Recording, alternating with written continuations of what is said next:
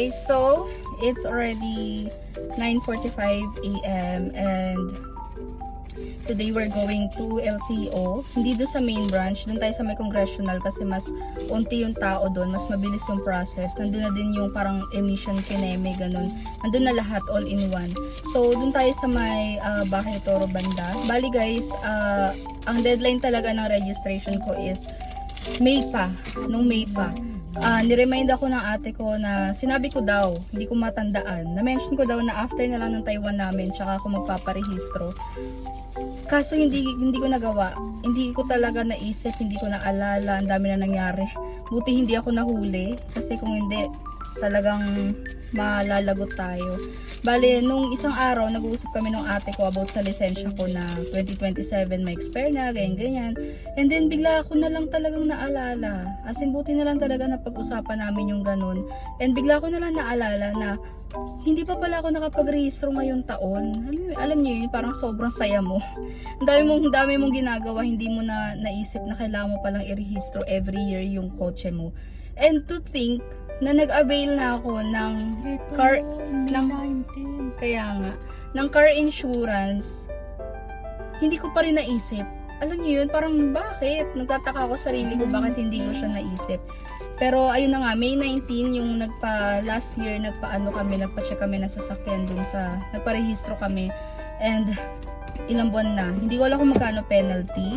I'm not sure. Pero based dun sa na-research ko, parang mura lang naman, 50% off kung magkano babayaran mo, parang ganun. Hindi ko alam kung magkano, but I'll let you know guys kung magkano kapag na-late ka na rehistro na sasakyan.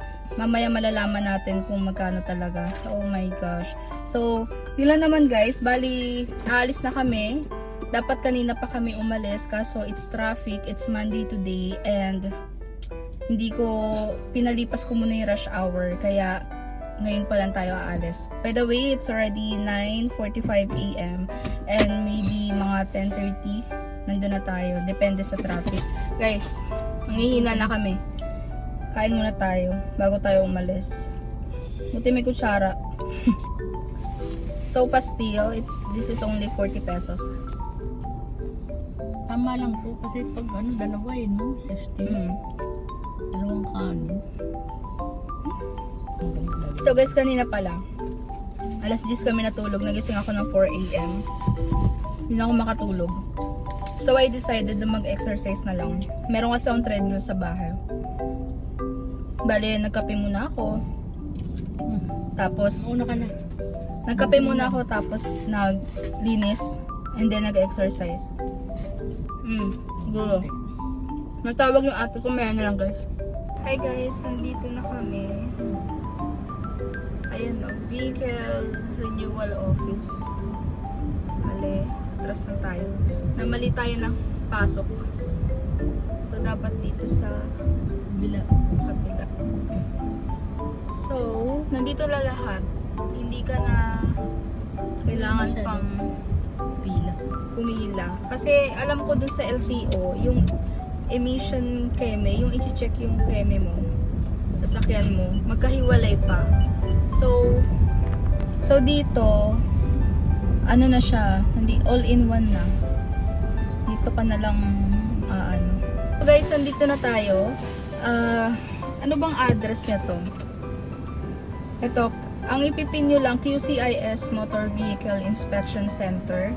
Dito lang to sa Project 8, sa Congressional. Ganon. Tapos, I'll show you na lang.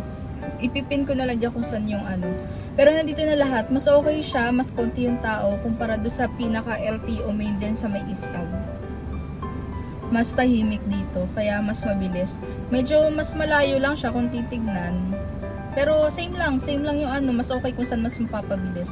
So dito na rin, parang required ka na kumuha ng insurance sa kanila. Yung, hindi ko lang kung comprehensive ba yun. Basta yung pag naka-disgrasya kasi sila yung magko-cover, parang ganun na insurance. And then, hindi na kasi siya pwede na walang ganun. So, dito ka rin talaga mag-a-avail.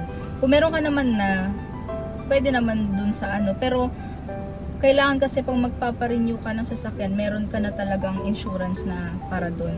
So, Tara na guys, it's already 10:20. Sakto yung sabi ko kanina, 10:30. Advance pa tayo ng, napaaga pa tayo ng mga 10 minutes. 10:30 yung sabi ko nandito na tayo. So it's very, very mabilis lang. Saturday pala.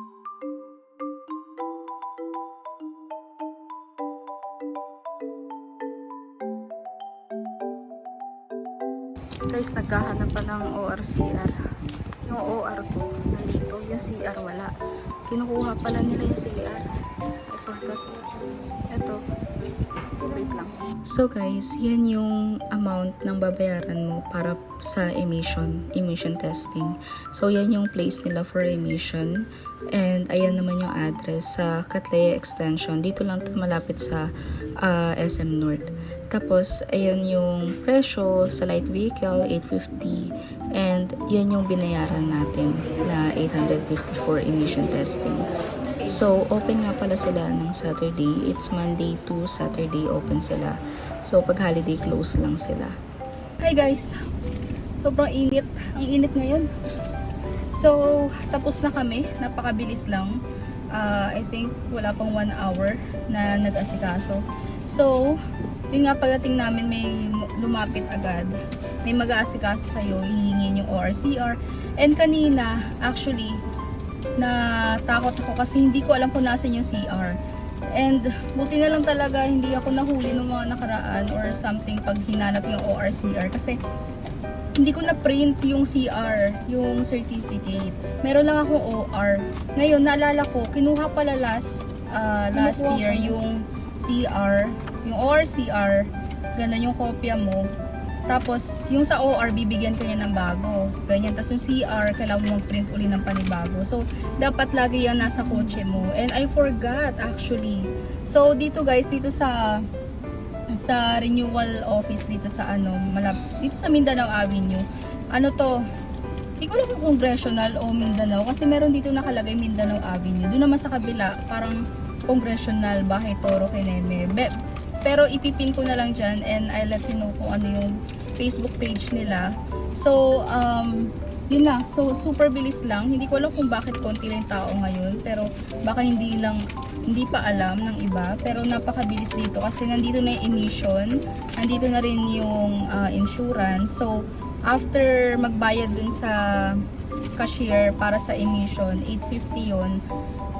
After nun, kailangan mo na mag-avail ng insurance. Basta kapag kapag nakabangga ka, or basta ganun, basta something ganun. Hindi ko lang sure kung comprehensive ba to. So, yun yung in-avail ko. Ang cost nun is 1,280. So, 850 para sa emission, tapos yung insurance is 1,280. Cash lang sila, cash basis. Meron naman ditong cash in ng GCash, ganun. So, pwede kang makakuha pa rin ng cash. And then, after mo makakuha ng insurance, puproceed ka na dun sa LTO na. So, meron silang process, meron silang parang instructions kung paano ka makakabayad ng payment. Make sure guys na meron kayong LTMS portal. Doon kasi kayo magbabayad ng payment para sa LTO, sa renewal. And actually, since delay nga tayo ng ng pagre-renew, ang binayaran ko for do sa penalty na natin is only 800 pesos. 1,700 yung total ng pagre-renew. Tapos ang penalty is 800. So 2,000 plus yung binayaran ko. Plus 1,280 para sa insurance and 850 para sa emission. So, yun lang naman guys. Yung total na yun yung binayaran ko. Hindi ko alam kung magkano. Kayo na lang mag-total. 1,280, 850, then 2,000, I guess 2,500 ata. Mamaya, titignan ko kung magkano yun. So, yun lang. It's so bilis. Wala pa tayong isang oras. Tapos na tayo. So, we're going home na. Actually, not sure. Baka kumain muna kami sa labas. Punta natin sa Hi guys! So, ayusin ko lang. Yeah. Hi guys! So, nandito kami sa SM North. Super lapit lang siya dun sa may QCIS office. Dun sa may renewal office. So, we're gonna lakad-lakad lang and kain muna kami. And then, uuwi na kami after kasi It's Monday today, kailangan kong matulog, kailangan kong magpahinga kasi mamaya may pasok ako. Nasusuka ako, hindi ko alam kasi baka dahil kailangan tulog ako ngayon. Nagising nga ako ng 4 a.m. and feeling ko antok yung mata ko pero hindi ako makatulog. So, I think kailangan ko matulog pag uwi kasi nga lagi 'di ba akong tulog kapag umaga. And pag natulog ka ng pag ganitong oras, consider as puyat na ako. Ganun. So, magmamadali lang kami. Parang, hindi pala kami magmamadali. Chill lang, pero uuwi din kami. Siguro wala pang 1 hour or 1 hour lang kami dito sa may SM North. So, yun lang naman guys. Bali, update ko na lang kayo mamaya. So, yun lang guys. Bye!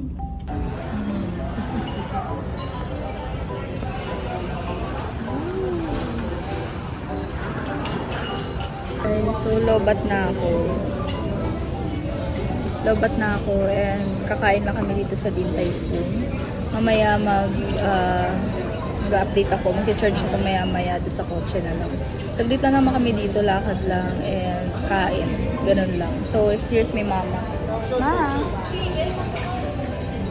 Ngayon lang siya nakalabas. Kaya nilabas ko na. So, bye. Woo!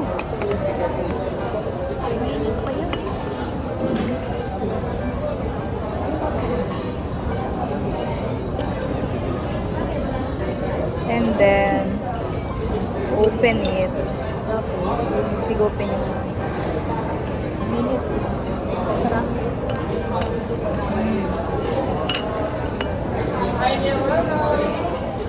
Tandaan lang. Tapos, put some... Kas na ito. Igupin mo yung sabaw.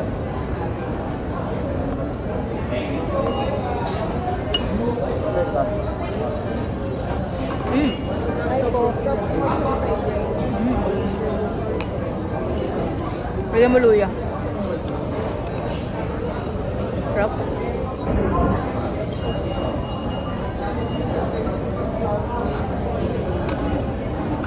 Sarap.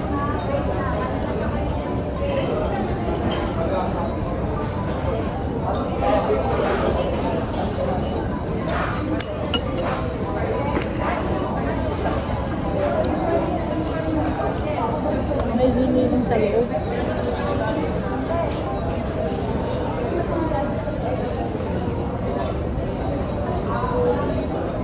Bago sa inyo.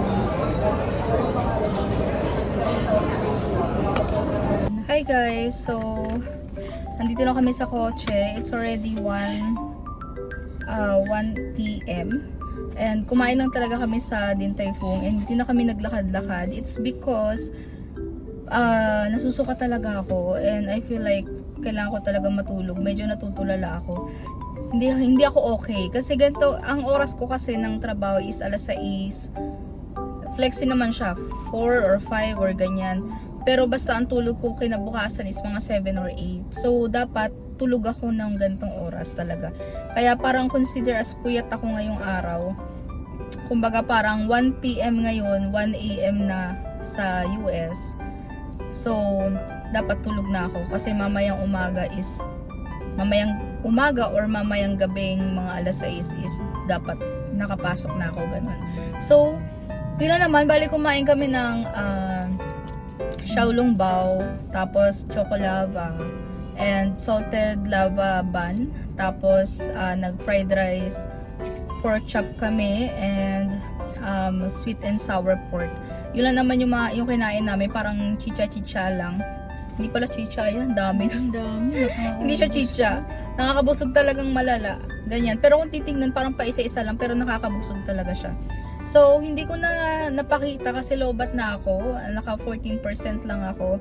And hindi ko na pinakita. Pero yung sa mga previous vlog ko, yun lang naman yung mga kinain namin. Paulit-ulit lang. Paborito lang talaga namin, or ako, yung Din Tai Fung. So, yun lang naman guys. Bali, end ko na tong video kasi pauwi na kami and kailangan ko mag-charge. Medyo, sobrang lobat pala. Hindi pala medyo. 14% na lang yung aking iPhone and baka masira yung battery. Yung battery. So, yun na naman guys. Bali, thank you so much for watching. Wala na kami ibang pupuntahan. So, see you on my next vlog. Bye!